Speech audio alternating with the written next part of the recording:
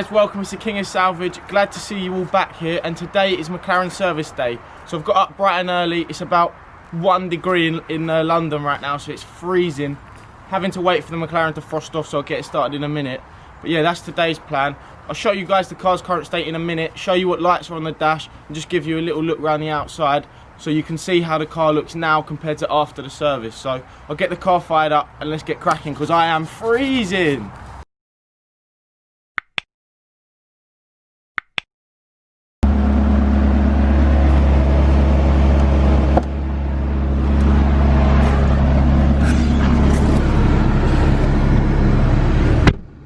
Yes guys, so as you can see, I'll let it focus in on the dash. It's taking its time. There we go. So the tyre pressure monitoring light is on. Obviously the seatbelt light, that's the just the normal lights. This airbag light is flashing because obviously I've replaced the ECU, so I need McLaren to recode the new ECU to match the data that's stored on the CPUs of the vehicle. Then I've also got the engine management light on, which is apparently McLaren have said it's on because I haven't got a temperature sensor monitor on the front, and also the airbag ECU still needs to be programmed. So until you get that programmed, McLaren goes into a safety mode called the ESC fault lymphome, where basically the car needs updating before it allows the car to run back to its maximum potential. So that is what they're going to do when I take it into the service. So when I get it back from the service, hopefully the car runs at its full potential, all 540 horsepower that it should be, but I think at the minute it's only running about 250, so that's that. The tyre pressure monitoring light will also go off. They'll knock that off in the service. So when I get it back, there should literally be 0 faults on the car, so fingers crossed that is the score. To be fair, the windscreen wasn't very frosty. Every other car here is. Maybe that's because we were out in it last night, but I'll quickly show you the Iris infotainment system. It's pretty basic, and it's pretty easy to use. There's not a lot that can confuse you really. You just got your phone, nav, apps, and on the apps there's literally, I haven't really looked into that, so I'm not going to get too involved. You got voice activated control. Then you've got the radio and then media, which is probably my most frequented. Get on the Bluetooth, get on the iPhone, and get the tunes on. So I will catch up with you guys a bit later. I'm going to try and get some rolling footage of the car, which my girlfriend's probably going to hang out my mum's car trying to get the footage. So we'll see how that turns out. We've never done it before. So guys, let's get cracking with the journey.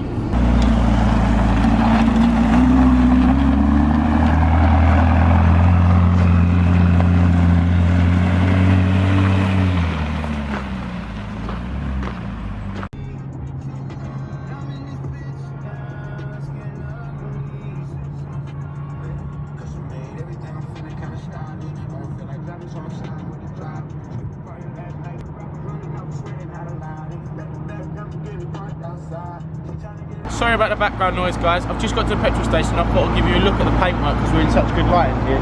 It's actually just started snowing. It's probably the smallest snowdrop I've ever seen, but I'll take you over there now and I'll show you how the paint jobs come out.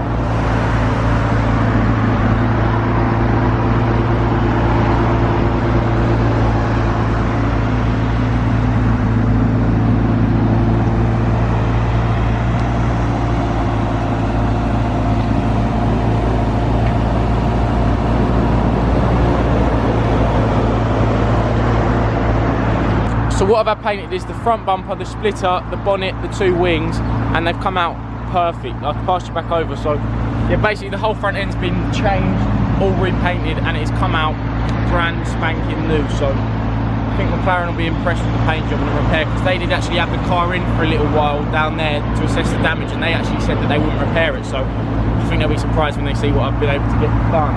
So let's get down there guys.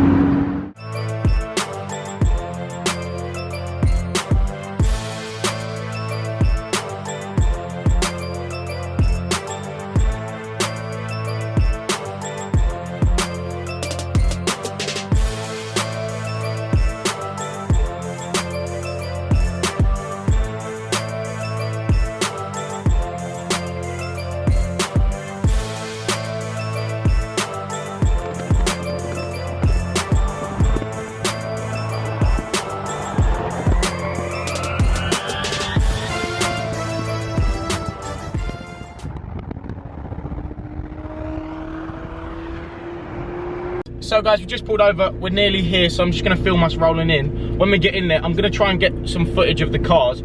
I don't think they like it, but we're going to push our luck and see what we can get. So fuck it, why not, eh? But yeah, there's like over 200 McLarens here. There was last time, so if there's not this time, then like me, what can you do? But look, yeah, we're just pulling in the gates now. You think they'd sort the road out to the entrance to McLaren, pulling low cars in, and there's about 50 potholes.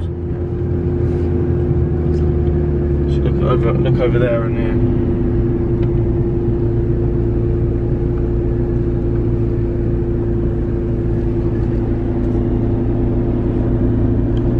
So I'm going to get out now quickly and just go and find the guy, and then I'll get some footage for you after. Actually, before we do, let's just have a little look around and get some footage of some of the cars.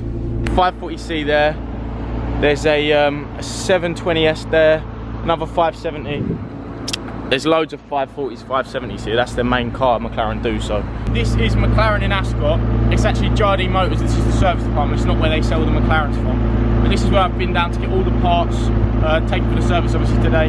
They were supposed to sort me out one of these to drive for the week, a E-Pace, but unfortunately they're out to customers. But looking at that one, it doesn't look like that one's out to customers, so not really sure what they're going on about, but take their word for it. But yeah, I'm just waiting for the guy to come out.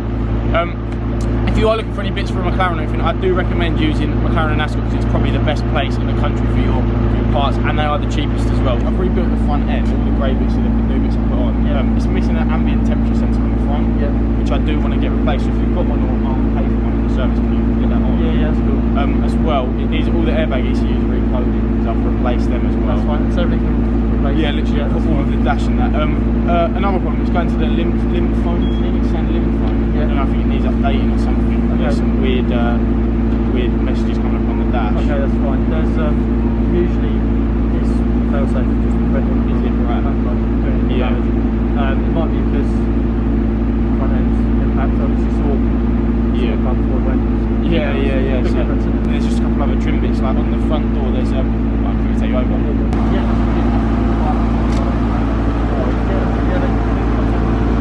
And then this roughly goes that right down to that. Probably might have it's got ghost mode down there.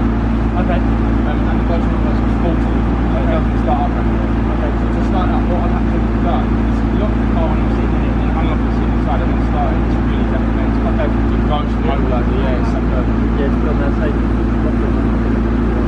Yeah, when it crashed, it's gone in 40, so it's like it's literally up into the car. It's a different secret. Oh yeah, and the fans stay on for like 5 minutes after you turn it off. But I think that's the McLaren dropped off. I told the mechanic what I needed doing and what was up with it, so we'll give it a couple of weeks and we'll see what he does. I actually ordered a new key, and yeah, fingers crossed when I pick it up next time, it'll be running at 540 horsepower. We can absolutely drift it round the roundabouts. I'm only joking, we'll drive it very sensibly.